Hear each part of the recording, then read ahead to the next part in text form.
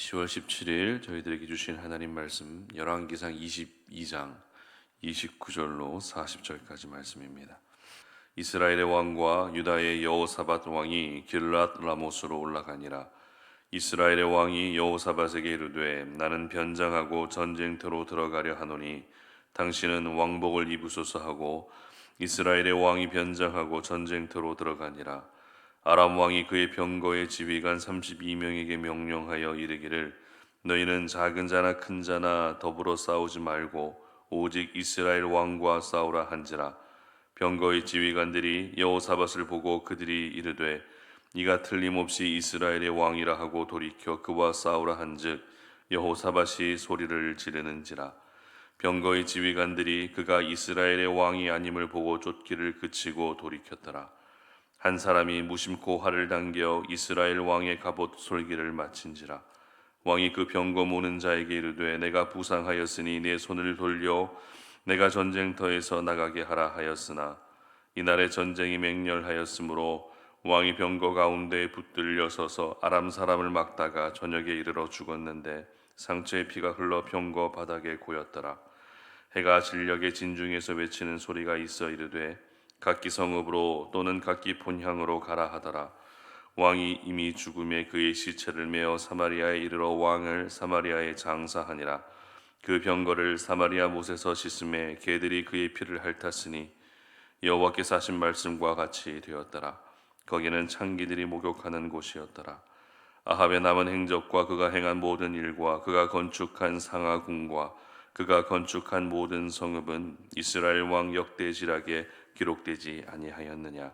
아합이 그의 조상들과 함께 잠에 그의 아들 아하시아가 대신하여 왕이 되니라. 아멘. 하나님께 돌이키지 않는 자의 최후라는 제목으로 오늘 아침 말씀 전합니다. 우리는 계속해서 이스라엘판 조선왕조 실록이라 할 수 있는 열왕기 말씀을 묵상하고 있습니다. 그런데 왕들의 행적이 그렇게 덕이 되지 않는 모습을 계속 살펴보게 되면서 실망스러운 부분도 있지만 또 한편으로는 이스라엘 왕들의 모습이 바로 내 모습은 되면 안 되겠다. 그들의 모습이 내 모습이 되면 나의 삶이 되면 안 되겠다라고 하는 그런 믿음의 결단도 일어나게 되는 것 같습니다. 오늘은 아합의 마지막 모습을 묵상하게 되는데요. 아합은 단순한 우상 숭배를 뛰어넘어서 모든 조상들보다 더욱더 악을 행한 사람이었습니다. 하나님 앞에서 이렇게 악한 인생을 살았던 아합의 최후는 절대 좋을 리가 없습니다. 분명 하나님이 여러 번 아합에게 기회를 주셨고 또 사인을 주셨습니다. 그리 급기야 아합이 하나님 앞에서 회개하며 돌이키는 모습까지 보였지만 그럼에도 비참하게 죽었다는 것이 참 안타깝기도 하고 아쉽기도 합니다. 이것을 보게 되면 우리가 주일날 함께 말씀을 나누었던 것처럼 일시적인 돌이킴, 일시적인 회개를 가지고서는 하나님의 마음을 움직일 수 없다라는 사실을 알게 됩니다. 하나님께 돌이켰다면 끝까지 하나님을 바라보며 살아갈 때 하나님의 마음이 진노의 마음에서 긍휼과 용서의 마음으로 바뀌시게 되는 것입니다. 어제 살펴봤던 것처럼 미가야의 흉한 예언을 들었음에도 불구하고 끝내 아합과 여호사밧은 무리해서 아람과 전쟁을 치르게 되는데요. 그런데 전쟁에 나가면서 아합은 한 가지 꾀를 내게 됩니다. 30절 말씀을 한번 보도록 합니다. 이스라엘 왕이 여호사밧에게 이르되 나는 변장하고 전쟁터로 들어가려 하노니 당신은 왕복을 입으소서 하고 이스라엘의 왕이 변장하고 전쟁터로 들어가니라. 아멘. 분명 아합도 왕이고 여호사밧도 왕입니다. 그러나 아합은 여호사밧에게만 왕복을 입히고 자기는 어떤 옷을 입습니까? 일반 병사의 옷을 입고 전장에 출전하게 됩니다. 자, 이것은 누가 봐도 지금 아합이 잔꾀를 낸 것이다라고 생각할 수밖에 없습니다. 왜냐하면 전장에서는 첫 번째 타겟이 누구입니까? 적국의 왕이 첫 번째 타겟입니다. 특별히 아람은 이미 두 번에 걸쳐서 이스라엘과 싸워서 진 적이 있습니다. 그때 아람의 왕이 아합에게 어떤 이야기를 했는가 하면 살려달라고 목숨을 구걸하라는 일이 있었습니다. 따라서 아람 왕의 입장에서는 이번 싸움에서 아합을 반드시 죽이고 싶었을 것입니다. 나에게 치욕을 안겼고 나에게 수모를 안겨주었던 저 북이스라엘의 아합을 이번 전쟁에서 내가 반드시 제거할 것이다 라고 하는 그런 마음을 가질 수밖에 없었습니다. 이것을 뒷받침해 주는 말씀이 31절에 잘 기록되어 있습니다. 함께 읽습니다. 아람 왕이 그의 병거의 지휘관 32명에게 명령하여 이르기를 너희는 작은 자나 큰 자와 더불어 싸우지 말고 오직 이스라엘 왕과 싸우라 한지라. 아멘. 이처럼 아람 군대의 목표는 전쟁에서의 승리보다 오로지 아합의 목숨이었습니다.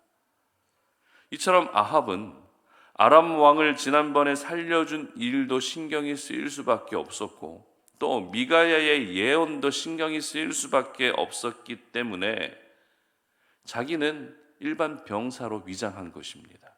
위기를 조금이라도 피하기 위해서죠. 그 대신 남유다의 여호사밧은 왕복을 입고 출전하게 함으로써 모든 위험을 여호사밧에게 향하게 했던 것입니다. 오늘 이렇게 잔꾀를 낸 아합을 가리켜서 우리가 자주 사용하는 표현이 있습니다. 바로 잔머리 굴린다라고 하는 표현인데요. 여러분, 하나님의 사람은 절대 아합처럼 잔꾀를 내거나 잔머리를 굴리는 일이 없어야 됩니다. 하나님의 사람들이 이 세상 속에 살아가면서 잔머리 굴리는 것에 익숙해지게 되면 오히려 예수 믿는 사람이 저렇게 한다라는 안 좋은 소리만 듣게 되는 것입니다. 나는 나름대로 어떤 위기를 돌파하고 위기를 모면하기 위해서 또 내가 살기 위해 잔머리를 굴리지만 잔머리를 굴리는 그 모습이 다른 사람이 보면 보입니까? 안 보입니까? 다 보인다는 겁니다. 그렇기 때문에 내가 굴리는 그 잔머리가 오히려 하나님의 영광을 가리울 수 있다라고 하는 것을 오늘 이 아침에 먼저 잊지 않으셨으면 좋겠습니다. 그렇다면 자기 나름대로 방법을 강구했고 잔꾀를 냈던 아합의 결과는 어땠을까요? 본문 34절과 35절 말씀 보도록 합니다. 한 사람이 무심코 활을 당겨 이스라엘 왕의 갑옷 솔기를 마친지라. 왕이 그 병거 모는 자에게 이르되 내가 부상하였으니 내 손을 돌려 내가 전쟁터에서 나가게 하라 하였으나 이날에 전쟁이 맹렬하였으므로 왕이 병거 가운데에 붙들려 서서 아람 사람을 막다가 저녁에 이르러 죽었는데 상처의 피가 흘러 병거 바닥에 고였더라. 아멘. 결국 죽게 됐다는 것입니다. 아합은 스스로 살기 위해 몸부림쳤지만 아합의 마지막은 죽음이었고 그 피를 개들이 핥아먹는 저주의 주인공이 되고 만 것입니다. 그런데 아합이 부상을 당하고 죽게 된 과정을 보게 되면 우연이라고 하기에는 우연 같지 않은 일이 일어납니다. 그 일이란 무심코 쏜 화살에 맞아 죽었다는 것입니다.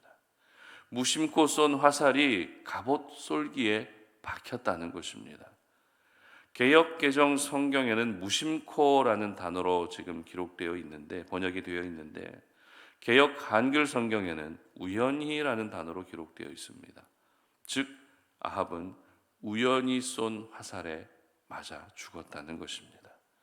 그런데 이 화살이 박힌 위치 역시 기가 막힌데요. 갑옷 솔기라고 되어 있죠. 솔기는 갑옷과 갑옷을 이어주는 줄로 묶어두는 그 작은 틈을 이야기합니다. 그러니까 우연히 쏜 화살이 갑옷 틈 사이에 박혀서 부상을 당했고 과다출혈로 사망하게 된 것입니다. 여러분은 아합의 이 마지막 모습을 보면서 어떤 생각이 드십니까?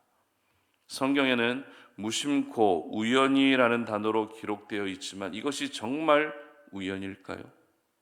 우연적으로 일어난 일로 아합이 어처구니 없이 죽게 된 것입니까? 그렇지 않다는 것을 저희들은 잘 알고 있습니다. 왜냐하면 우리 하나님께는 우연이라는 없기 때문입니다. 우리의 관점, 우리의 시선으로 보면 우연이지만 하나님의 관점으로 보게 되면 그 우연마저도 필연이기 때문입니다. 하나님은 이미 하늘의 어전회의를 통해서 누가 아합을 꾀어 길랏 라못에 올라가서 죽게 할 거라고 아합을 향한 하나님의 마음을 확정하셨습니다. 따라서 아합의 죽음은 이미 하나님이 정하신 일이었기 때문에 아무리 인간적인 방법으로 잔꾀를 낸다 할지라도 피할 수 없는 일이었습니다. 성경은 독자들의 관점, 그러니까 인간의 관점으로 이해를 돕기 위해 무심코 우연히라는 단어를 사용하고 있지만 하나님은 그 우연마저도 주관하고 계시다는 것을 오늘 이 본문을 통해 보여주고 계시는 것입니다. 그리고 우연도 필연이 될 만큼 하나님의 섭리는 우리의 생각을 초월하는 것임을 분명하게 말씀하고 있는 것입니다. 이렇게 아합은 너무나도 어처구니 없는 모습으로 인생을 마감하게 됩니다. 그렇습니다. 하나님께 끝까지 돌이키지 않는 사람의 마지막은 어처구니 없는 마지막이 될 수밖에 없습니다. 그리고 하나님께 끝까지 돌이키지 않는 사람의 마지막은 우연한 생각, 우연한 죽음이라는 그 생각이 들 정도로 기가 막힌 마지막이 되고 마는 것입니다.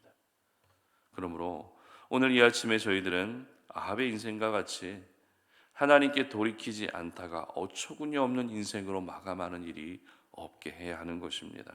서두에서 말씀드린 것처럼 북이스라엘 역사상 가장 악한 왕 아합이었지만 그런 아합에게 하나님은 기회를 주셨습니다.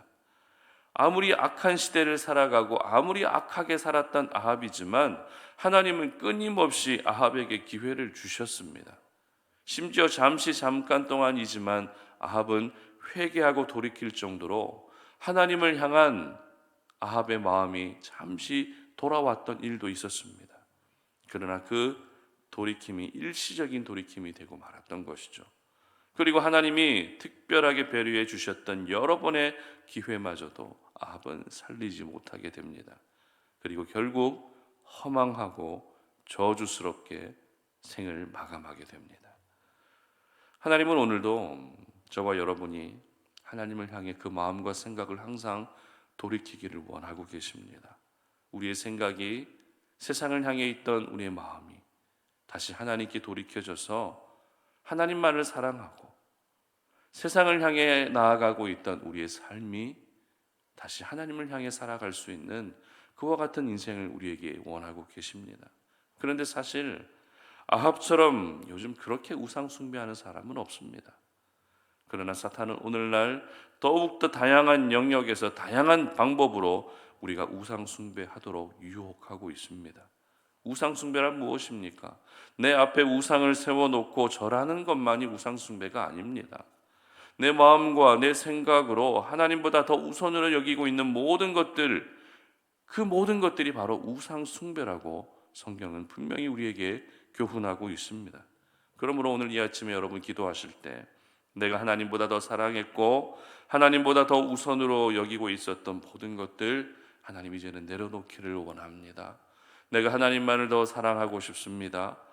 모든 것들을 이제 다 내어드리며 그저 나는 하나님만을 사랑하겠다고, 하나님만을 의지하며 내가 살아가겠다고 그런 여러분의 믿음을 결단할 수 있는 오늘 이 기도의 아침이 될 수 있었으면 좋겠습니다. 그래서 여러분 모두가 하나님께 돌이키지 않아서 비참한 최후를 맞는 것이 아니라 날마다 하나님께 돌이키셔서 하나님이 책임져 주시는 그런 아름다운 인생을 살 수 있으시기를 주님의 이름으로 축복합니다. 함께 기도하겠습니다. 살아계신 아버지 하나님 감사합니다. 오늘 우리가 아합의 그 마지막 모습을 보면서 참 우연적으로 일어난 일처럼 보여도 그것마저도 하나님에게는 필연이라는 사실을 또 기억합니다. 하나님, 그렇게 어처구니 없이 죽음을 당했던 아합의 모습을 보면서 하나님께 돌이키지 않으면 그 마지막 모습이 참 너무나도 비참하고 또 어처구니 없는 죽음으로 보여질 수밖에 없는 그런 허망한 인생을 살 수밖에 없다는 사실을 우리가 한번 돌아보게 됩니다. 우리 모든 송탄 어린의 가족들이 오늘 이 하루를 살아가면서 세상을 향해 있었던 우리의 마음과 생각, 그 모든 생각들을 다시 하나님께 돌이켜서 하나님이 우리에게 원하시고 하나님이 우리에게 너무나도 오늘도 간절하게 바라고 계시는 하나님만을 사랑하는 삶을 살아갈 수 있는 저희들 되게 하여 주시옵소서. 우리의 마음과 생각이 하나님만을 향할 수 있게 하시고 하나님만을 향하여고 또 하나님께 돌이켰을 때 그 인생을 책임져 주시는 은혜를 경험할 수 있게 하여 주시옵소서. 감사드리며 예수님의 이름으로 기도드립니다. 아멘.